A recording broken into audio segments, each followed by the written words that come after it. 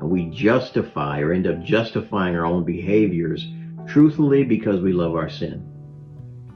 James 1:14 says, "But every man is tempted when he is drawn away of his own lust and enticed."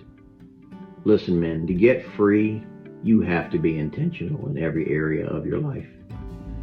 First, you have to be in your word, and you have to saturate or renew your mind with what God says and how God tells us we should conduct ourselves. Many of us are distracted by social media, TikTok, Facebook, you name it, our jobs, our fun, and everything else but God.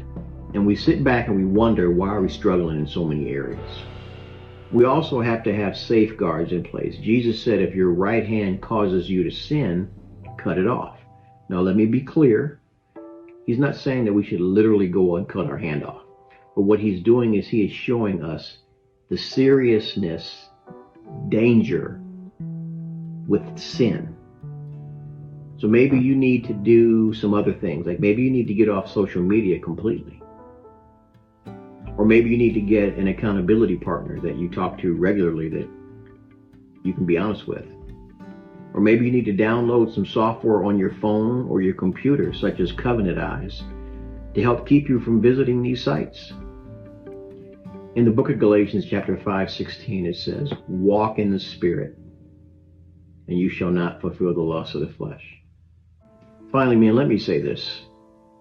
If you struggle in this area, God understands that we're but dust. If you ask him to forgive you, he will.